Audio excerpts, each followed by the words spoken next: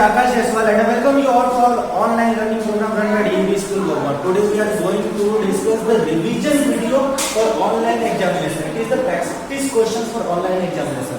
हमारा जो online examination होने वाला है उसके अंदर एमसीक्यू टाइप के क्वेश्चंस रहेंगे.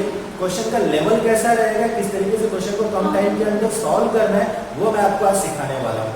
Let's start with question number 1. Question number 1 read करो यहाँ पे. A number when divided by 61 gives 27 as quotient and 32 as remainder. Then the number is. बहुत इजी क्वेश्चन है, इक्वल डिवीजन लेवल का question है. सबसे पहले क्या अप्लाई करो, a equal to bq plus r लगाना है इनको. अब देखो क्वेश्चन में क्या बोल रहा है. ये नंबर, कोई नंबर को मैंने a ले लिया, जब उसको डिवाइड करते हैं 61 से, मतलब 61 से उसको डिवाइड करना है. b की वैल्यू 61 दे दिया. क्वोशिएंट कितना है 27 हो गया, प्लस रिमाइंडर कितना है 32, तो ये 32 हो जाएगा. इसको सॉल्व कर लो 1679 आ जाएगा. ऑप्शन बी यहाँ पे राइट हो जाएगा आपका. नेक्स्ट क्वेश्चन देखते हैं. Every positive odd integer is of the form dash where q is some integer. ठीक है, क्या बोल रहा है ये कि कोई पॉजिटिव ऑड इंटीजर किस फॉर्म का रहेगा. कोई पॉजिटिव ऑड इंटीजर बता दो किस फॉर्म का रहता है. मैं पहले बता चुका हूं 2m + 1 की फॉर्म का रहता है या 2q + 1 की फॉर्म का रहता है. ठीक है, ऑड इंटीजर किसी फॉर्म का रहता है. तो देखते हैं ऑप्शंस में. पहला ऑप्शन है 2q + 1, ये तो यहीं पे सही हो जाएगा. लेकिन फिर भी सेकंड ऑप्शन देख लेते हैं. 3q + 1, ये तो इवन नहीं हो सकता है ना. अगर q की वैल्यू मैंने 1 ले लिया, 3 × 1 + 1 कितना होता है 4, ये तो इवन हो सकता है. इसका मतलब ये नहीं होगा. 2q + 2 की बात कर लेते हैं. इसमें से तो 2 कॉमन ही ले सकते हैं, ये भी इवन हो जाएगा. इसका मतलब ये नहीं होगा. और यहां पे जैसे मैंने 1 ले लिया q की जगह, तो 5 × 1 + 1 कितना होता है 6 होता है. यानी कि ये भी इवन हो जाएगा, यानी कि ये भी ऑप्शन नहीं होगा. तो कौन सा ऑप्शन होगा इसका? Option number A, 2q + 1. बहुत इजी क्वेश्चन था. नेक्स्ट क्वेश्चन देखते हैं. थर्ड क्वेश्चन पढ़ते हैं. इसको मैं यहां से रब कर देता हूं.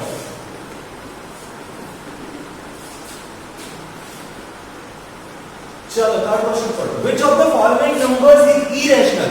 सबसे इजी क्वेश्चन. ऑप्शन देखो. पहला ऑप्शन क्या, 0.23232323. ठीक है, ये रैशनल है या इरेशनल? तुम कहोगे रैशनल है. क्यों? क्योंकि इसको हम 0.23 का बार लिख सकते हैं. जिस नंबर को, जिस डेसिमल रिप्रेजेंटेशन के ऊपर हम बार लगा सकते हैं, याद रखो वो रैशनल नंबर है. सेकंड देखते हैं. 0.11111 इसको भी मैं 0.1 बार लिख सकता हूं. इसका मतलब ये रैशनल है. तीसरा 2.454545 लिखा है पर डॉट डॉट डॉट, इसका मतलब इसको कैसे लिख सकता हूं मैं 2.45 बार. इसका मतलब ये कैसा नंबर है, रैशनल नंबर है. उसी तरीके से अगर इसको करूं तो इसमें कोई पैटर्न नहीं बन रहा. कुछ लोग ऐसा सोचते हैं कि ये सर देखो पैटर्न बन रहा 1 0 फिर 1 1 0 फिर 1 1 1 0 फिर 1 1 1 1 0, एक पैटर्न बन रहा. नहीं, पैटर्न नहीं बन रहा. ट्रिक क्या है, जिसके ऊपर बार लगे वही रैशनल है, जिसके ऊपर ना लगे वो रैशनल नहीं है. इसका मतलब ये रैशनल नहीं है. इसका ऑप्शन क्या हो जाएगा, डी ऑप्शन हो जाएगा. ठीक है, नेक्स्ट क्वेश्चन देखते हैं.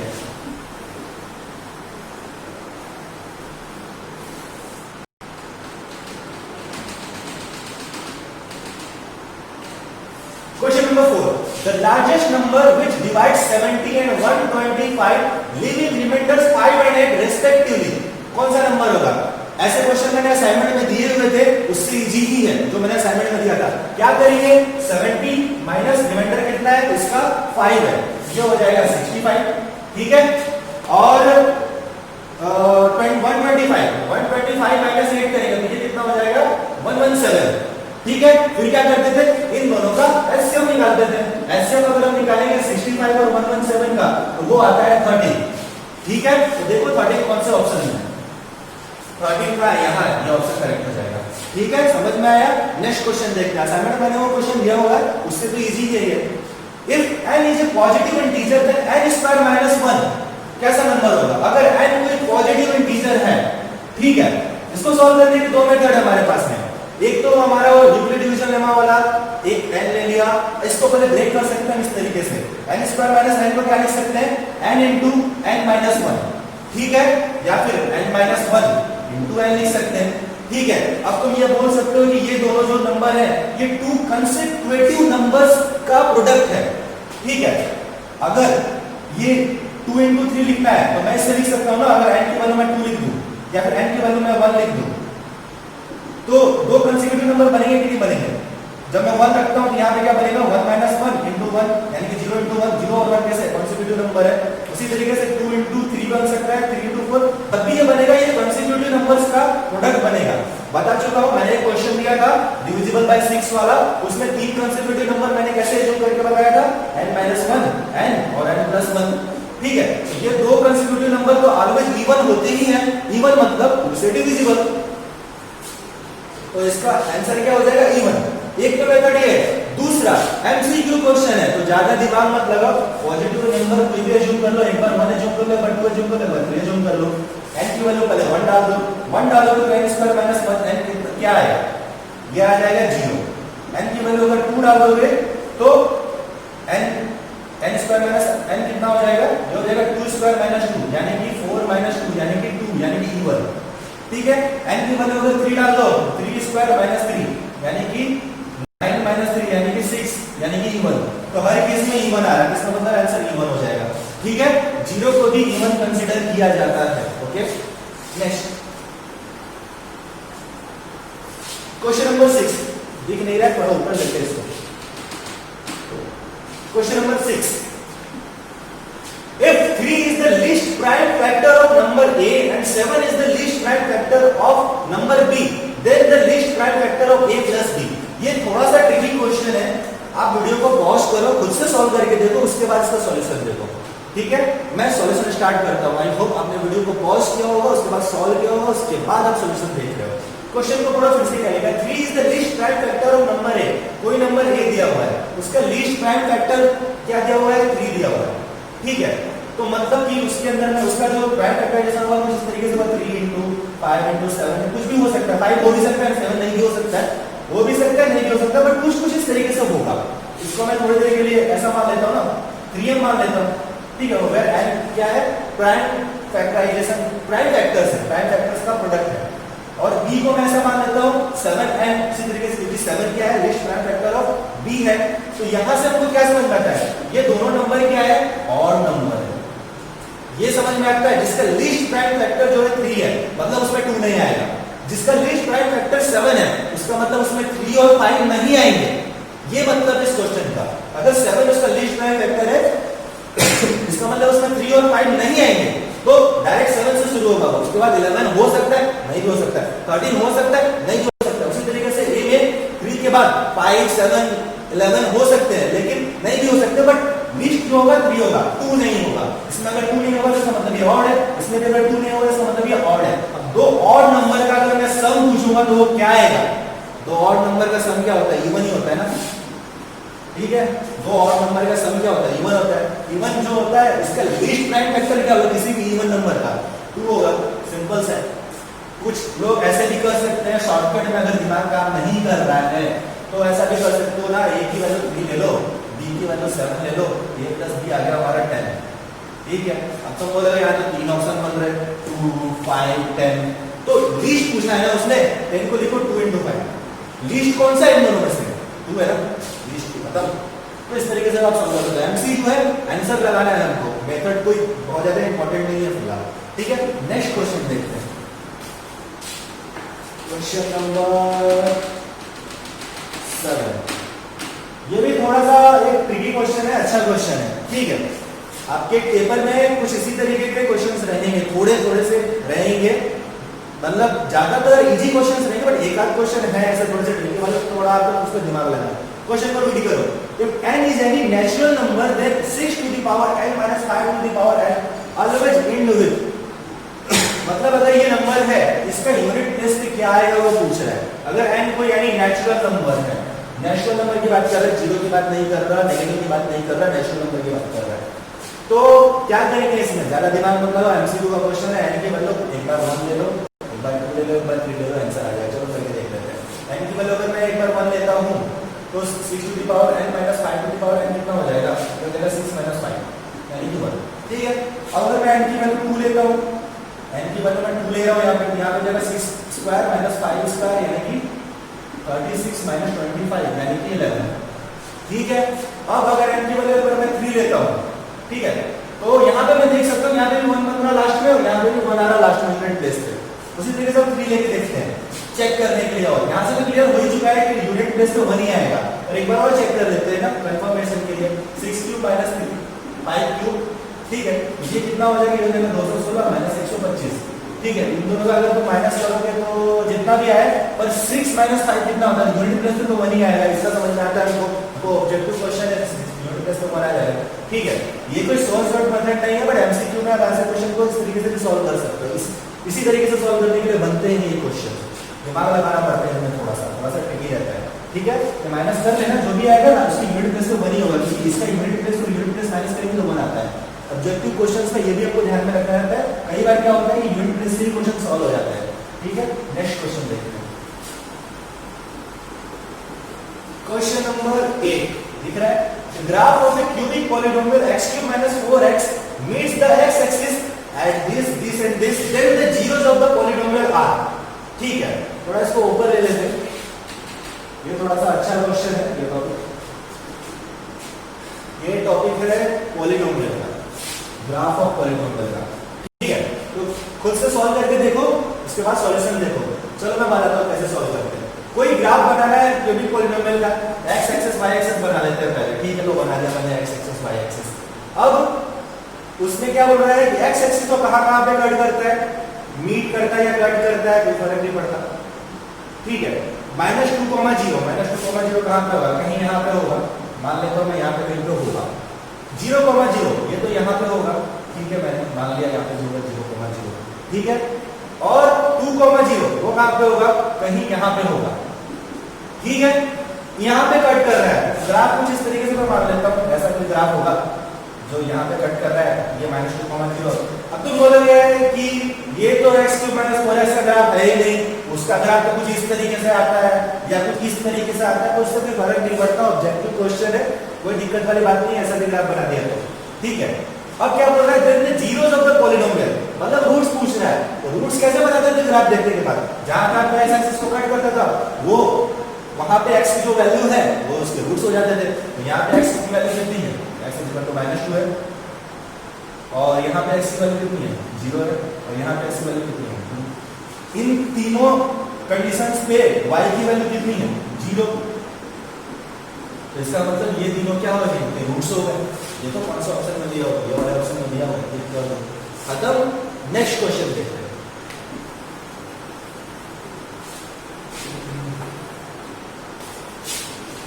Question number 9।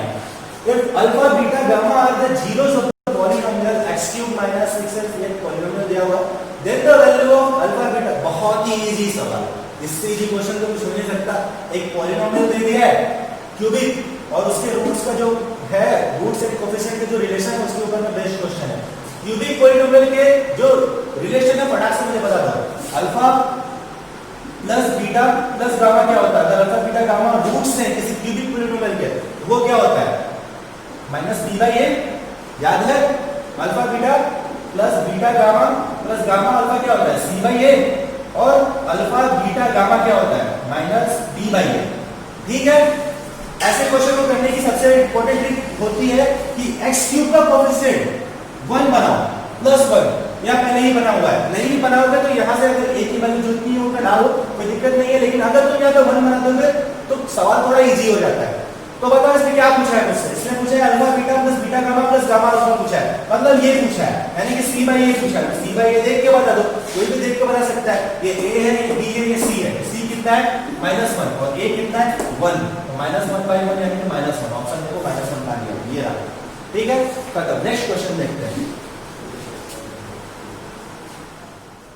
नंबर 10, क्वेश्चन को रीड करो। On dividing a polynomial px by a non zero polynomial qx, let gx be the quotient and rx be the remainder, then px = qx + gx + rx, where 4 option दिए हुए हैं। Question को समझे क्या बोल रहा है कि कोई एक पॉलिनोमियल px दे दिया है, उसको इस फॉर्म में लिख दिया उसमें, तो ये तो जनरलाइज्ड फॉर्म है, कोई नई चीज नहीं है, सिंपल सा क्वेश्चन है।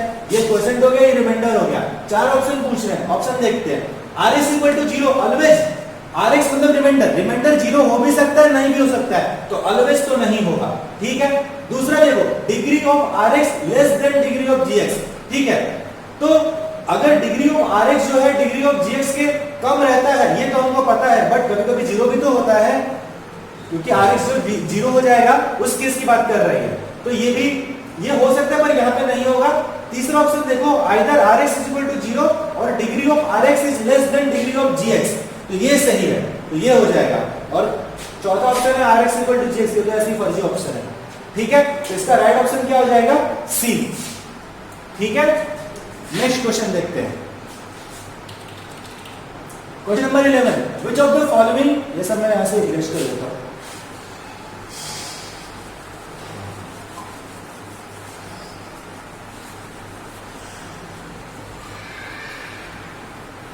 Which of the following is a true statement? इनमें से कौन कौन सा ट्रू स्टेटमेंट है? पहला स्टेटमेंट पढ़ो, x square plus 5x plus 3 is a linear polynomial. ये लीनियर है क्या? नहीं, ये तो क्वाड्रेटिक है, 2 का पावर है ना ये, तो ये क्वाड्रेटिक है, इसका मतलब ये तो रॉन्ग हो जाएगा, ठीक है। सेकंड ऑप्शन देखते हैं, ये रॉन्ग हो गया। सेकंड ऑप्शन देखते हैं, x square plus 4x minus 1 is a binomial, ठीक है। बाइनोमियल मतलब इसके अंदर में 2 टर्म्स होते हैं, इसके अंदर में 2 टर्म्स है क्या? 1 2 3 टर्म है, इसका मतलब ये भी रॉन्ग हो जाएगा। सेकंड और थर्ड ऑप्शन देखते हैं, x plus 1 is a monomial. Monomial मतलब इसके अंदर एक ही टर्म हो, इसके अंदर मतलब 2 टर्म है, इसका मतलब ये मोनोमियल नहीं है। चौथा स्टेटमेंट देखते हैं, 5x cube is a monomial. हाँ, ये एक ही टर्म है, सिर्फ एक टर्म है, इसका मतलब ये मोनोमियल है, इसका मतलब इसका ऑप्शन क्या हो जाएगा, डी, ठीक है।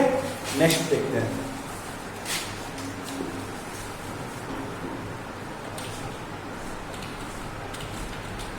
क्वेश्चन नंबर 12 रीड करो। If x cube plus x square minus 2x minus 3 is equal to x minus 2x square plus x plus b equal to 5, तो a और b की वैल्यू बताना है, ठीक है। एक तरफ क्यूबिक पॉलिनोमियल दिया है और एक तरफ ये दिया हुआ है, इसका a और b निकालना है। तो ऐसे क्वेश्चन में ज्यादा दिमाग मत लगाओ, इसको इससे मल्टीप्लाई कर दो, ऐड कर दो, और जो भी कोफिशिएंट्स होंगे उनको इक्वेट कर देना, आंसर आ जाएगा।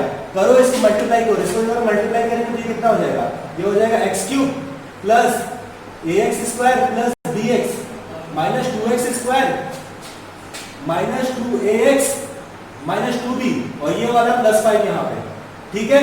इसको और करो आगे, x क्यूब हो जाएगा प्लस ax स्क्वायर और 2x माइनस 2x स्क्वायर क्या हो जाएगा, a माइनस 2 का 2x square plus b minus 2a into x plus 5 minus 2b।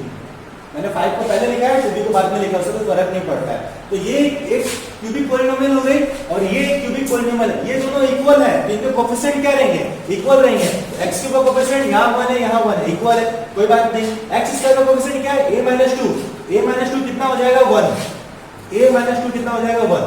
दूसरा b माइनस 2a कितना हो जाएगा, x का कोएफिशिएंट देखो क्या है, यहाँ पे 2 माइनस 2 है, तो b माइनस 2a कितना हो जाएगा, माइनस 2, ठीक है।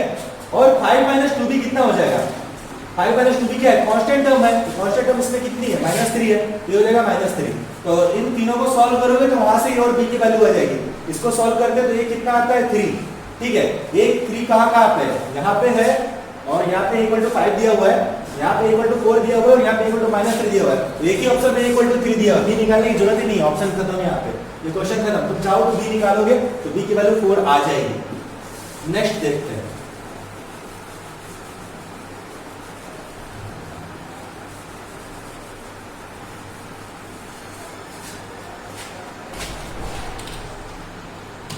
Question number 13. The real number which should be subtracted from the polynomial this so that the polynomial x minus 3 divide it exactly. तो ये इसको डिवाइड करता है तो क्या बचेगा, रिमाइंडर को माइनस कर देंगे तो एग्जैक्टली डिविजिबल आ जाएगा। देखते हैं इसका रिमाइंडर कितना आता है, इसको डिवाइड करो,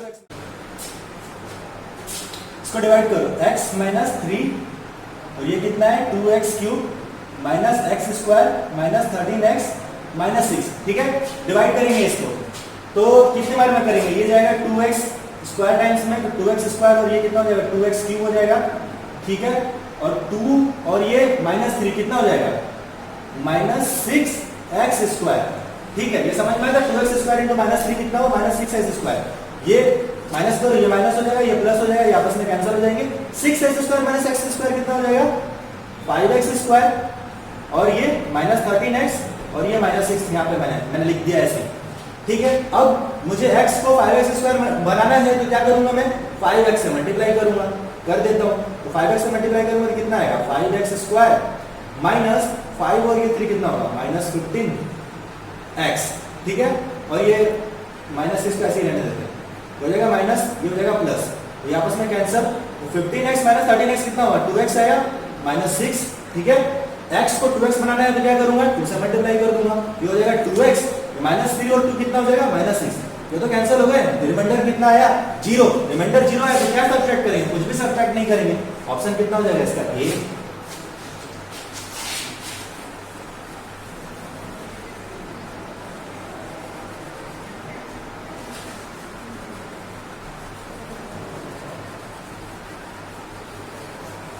नेक्स्ट क्वेश्चन देखते हैं, question number 14। If 4 tan theta is equal to 3 then इसकी वैल्यू पूछ रहा है, 4 tan theta equal to 3 मतलब tan theta कितना होगा, tan theta हो जाएगा 3/4, रेक्टेंगल ट्रायंगल बना लो तुम, ये ट्रायंगल हो गया, ये थीटा मैंने ले लिया, ये 3 हो गया, ये 4 हो गया, ये 5 हो जाएगा, ठीक है। क्या बोल रहा है 4 sin थीटा, तो sin थीटा की वैल्यू निकालते हैं पहले, sin थीटा देख के बताओ कितना होगा, ये थीटा है तो परपेंडिकुलर कितना होगा 3, हाइपोटेनस 5, cos थीटा निकालना है तो हो जाएगा 4/5, ठीक है। इसको डाल दो इसमें, यहाँ पे कितना हो जाएगा 4 इंटू साइन थीटा की वैल्यू कितनी है 3/5, ये लो 3/5 हो गया, माइनस cos थीटा की वैल्यू कितनी है 4/5 अपॉन 4 इंटू 3/5 प्लस 4/5, ठीक है। 5 5 5 5 एलसीएम हो जाएगा, कैंसिल हो जाएगा, ये हो जाएगा 12 - 4 अपॉन 12 + 4, समझ में आता है, ये हो जाएगा 8, ये हो जाएगा 16 यानी कि 1/2, तो ऑप्शन क्या आया 1/2।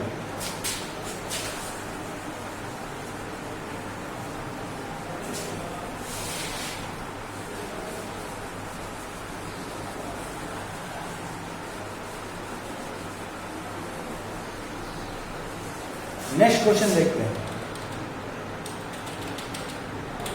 Question number 15। The maximum value of 1/sec theta, maximum value of 1/sec theta, 1/sec theta को मैं क्या लिख सकता हूँ cos थीटा लिख सकता हूँ, और cos थीटा की मैक्सिमम वैल्यू 1 रहती है, cos थीटा अगर थीटा जो है वो 0 से 90 की तरफ मूव हो रहा है तो cos थीटा की वैल्यू मैं बताया था 0 से 1 जाती है, 90 जो 0 रहता है cos में उल्टा जाता है और sin में सीधा जाता है, sin में अगर 0 से 90 जा रहा है तो sin थीटा की वैल्यू 0 से 1 जाती है और cos थीटा की वैल्यू 1 से 0 जाती है, 0 से 90 जाएंगे तो, ठीक है। तो मैक्सिमम वैल्यू दोनों के केस में क्या है 1, तो sin थीटा और cos थीटा की मैक्सिमम वैल्यू कितनी होती है 1 होती है, सिर्फ sin थीटा और cos थीटा की मैक्सिमम वैल्यू 1 होती है, tan थीटा की बात नहीं कर रहा मैं। तो आप ये नोट कर सकते हो कि sin थीटा और cos थीटा की मैक्सिमम वैल्यू कितनी रहती है 1 रहती है, तो इसका आंसर क्या हो जाएगा अपना।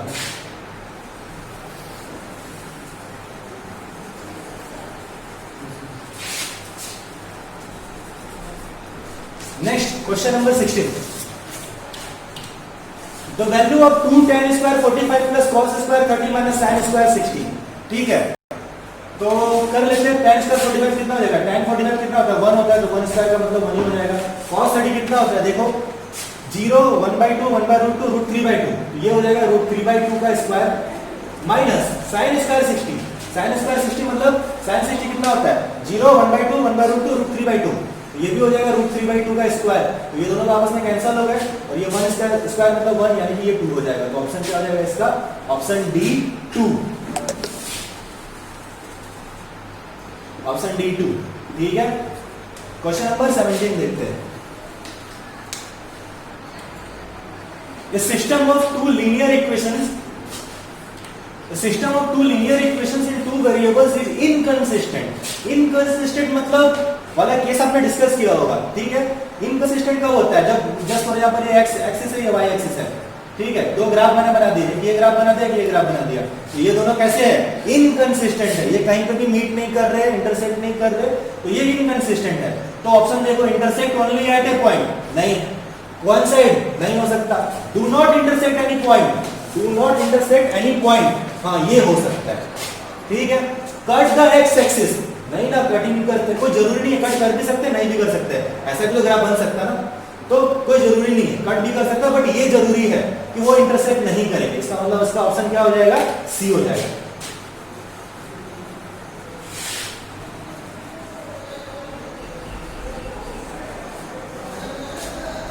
नेक्स्ट क्वेश्चन देखते हैं,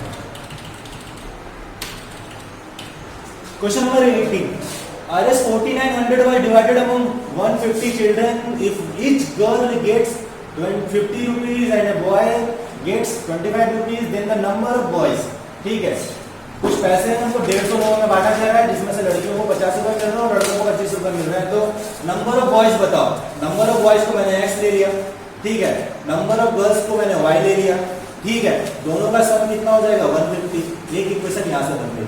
दूसरा 4900 को डिवाइड करना है, तो 4900 इज इक्वल टू 50 रुपए किसको मिल रहे हैं, गर्ल्स को मिल रहे हैं, और 25 रुपए किसको मिल रहे हैं, बॉयज को मिल रहे हैं। ये दोनों इक्वेशन को सॉल्व कर लो, दोनों को इक्वेशन को सॉल्व करोगे तुम्हारा नंबर ऑफ y 104 आ जाएगा। Linear equation in two variable solve करना आता होगा, बहुत इजी है, मैं सॉल्व नहीं कर रहा।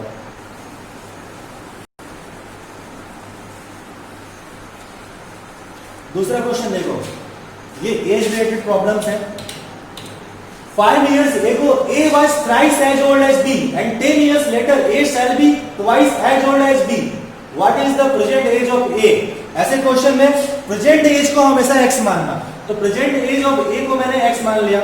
5 years ago, तो यहां लिखो 5, इसको कहां सॉल्व करूं मैं, इसको थोड़ा नीचे सॉल्व करता हूं, यहां पे करता हूं।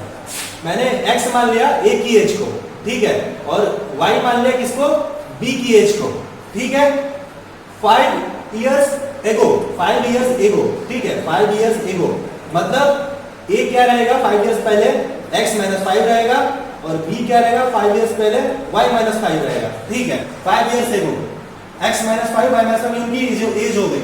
तो उसके बाद इक्वेशन क्या बोल रहा है, A was thrice as old as B, मतलब x - 5 जो है वो थ्राइस था y - 5 के, A जो है वो B से 3 टाइम्स था, ठीक है। ये हो गई दूसरी इक्वेशन, नहीं ये पहली इक्वेशन हो गई, ये हो गई पहली इक्वेशन, ठीक है। अब क्या बोल रहा है, 10 years later मतलब 10 साल बाद, 10 साल बाद, ठीक है, 10 साल बाद क्या होगा, 10 साल बाद पहले बताओ उनकी एज क्या होगी। अगर अभी x है एज, तो 10 साल बाद कितनी हो जाएगी, x + 10, और b की एज कितनी हो जाएगी, y + 10, ठीक है। तो 10 साल बाद क्या बोल रहा है, A shall be twice as old as B, तो मतलब x + 10 जो है वो 2 × y + 10 रहेगा, ठीक है। तो ये हो गई दूसरी इक्वेशन, ये है पहली इक्वेशन, ये दूसरी इक्वेशन। इन दोनों इक्वेशन को सॉल्व करो, यहां से x और y की वैल्यू निकाल लो, x की वैल्यू आ जाएगी 50, y की वैल्यू आ जाएगी 20, सॉल्व करके देख लेना, ठीक है। तो इसका प्रेजेंट एज ऑफ A क्या हो जाएगा 50।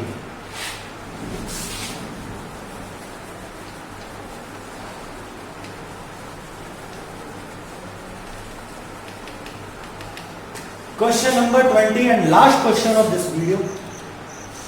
If 2x - 3y is equal to 7 and a plus bx minus a plus b, यहाँ पे कुछ भी नहीं है, ठीक है। a plus b minus 3y is equal to 4a plus b have an infinite number of solutions. Infinite number of solutions वाला case है ये, ठीक है।